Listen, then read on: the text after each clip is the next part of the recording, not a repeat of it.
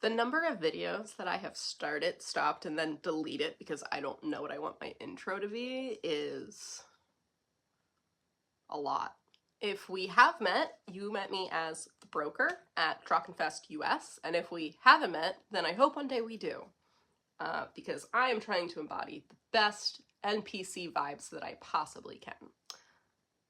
And at the moment, we're on my very messy bed because this pile behind me that's hidden behind more piles is a collection of various garb pieces that I have to go through and unpack because I leave very soon for DrachenFest 2025 US.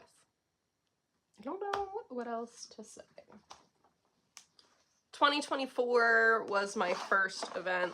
This box is empty, but like, how cool is this box? Not totally empty. There's like a partially completed, it's missing pieces puzzle on the other end. Taking it with me. I had a whole couple months worth of content that I was going to film, edit, post, and it was supposed to be kind of like the rumor mill of who the broker was that hopefully would reach parts of the player base before this event, so that you could have that sort of lead into interacting with me without having to first meet me on site. But I didn't do any of that. The broker is for facilitating sales, trades, and shenanigans. I will have a story one day of how I came up with the character concept in 2024, the first time that I attended this LARP. But I want to make that video like look better than me just sitting on my bed. So that's gonna come later. Basically, someone needed to sell a scroll and they tasked me that as my first job for something. So I went out and I sold the spell scroll specifically, and I realized there's probably a lot of players that would do more things like that if the time consumption wasn't so intense. Because at least at this LARP, and I'm assuming a lot of other LARPs, you have to get the spell scroll that you created validated. So you have to put in the time and the effort to make it look as good as your skill set will allow, and then if whoever validates it, in this case I believe it was the Mages Guild, if they think that you've put in a decent amount of effort and you didn't just like draw a stick figure in 2 seconds, like you have to put a little bit of effort into it, they will validate it and it becomes a legitimate spell scroll that you can use in the game. It takes time though, and then you have to walk around and you have to find someone willing to buy it, which, yes, is the point of a LARP, but a lot of players also like to go enter competitions and participate in battles and do a lot of other stuff. So there might not actually be time for you to do everything that you would want to do. And so the broker exists. She will take your scroll. She will take your LARP sword that has whatever enchantment on it. Like, she will take it. She will be the impartial, unbiased, neutral middleman between you and whoever for the low price of whatever her brokerage fee is. I think it's just gonna be like 1 copper piece because you can't really get cheaper than that. And that's her goal. Or if you just like want to get an arrangement to be mugged in the middle of the night when you're walking down a pathway, like maybe she knows a guy. I have a little bell system that I haven't super fleshed out. I do actually have a thing of red bells somewhere, which I'm supposed to use. But for example, that's loud. Silver and gold bells. One is the target, one is the aggressor, or whatever the arrangement is supposed to be, right? That's how I'm gonna help communicate to people who's involved with my like arranged shenanigans for plot and whatnot, because you can hear the bells from a distance. So if you hear a bell, while it might be me because I wear bells, or other players that might be wearing bells, it's a far greater chance that you've realized you've stumbled across someone that you potentially are supposed to interact with.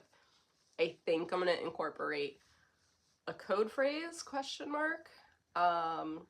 Just because in my hopes and dreams of this arrangement, I might have several players from different storylines that are supposed to interact with each other. So it'd be really awkward if you went up to murder the person that was really just supposed to deliver an item. But also shenanigans for the plot. I don't know. I have these other random jars of things. They're just whatever. This one's full of dandelion fluff, but I will call it a jar full of hopes and dreams, you know, on site. And then I have cool, different looking dried flowers.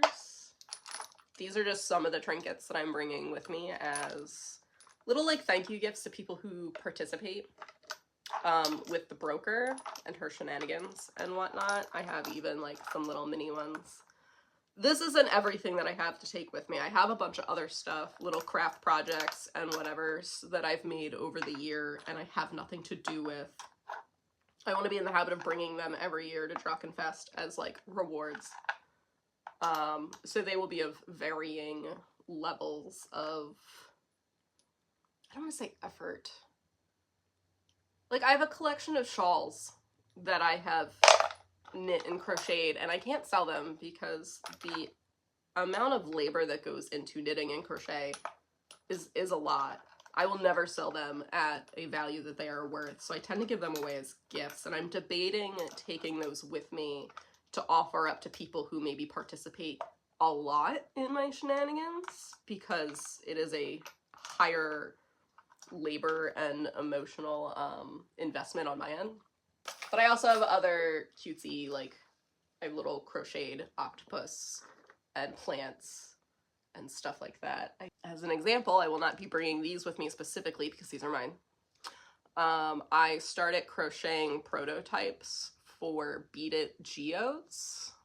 Not that it's the easiest to see. They're kind of like fidget toys. You can sit, you can feel the crunch of the beads. But again, prototypes. I will randomly have stuff like that over the years. And any other number of crafts that I put together. I might even take custom requests if people are willing to have me mail things to them later. Like if they see one of these but they really, really want it in their favorite color or something. Like, I'm not going to have it with me, but I could easily make it when I get home. So, I don't know. Today is Tuesday. I don't know what the date. I leave on Thursday.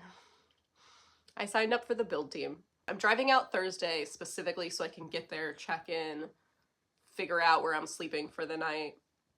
And then on Friday, I start build. Friday the 20th, June 20th, I start build team. And I'm there with vendors. Did I mention that? I'll be in the bazaar. That was probably more important up front. Okay, bye.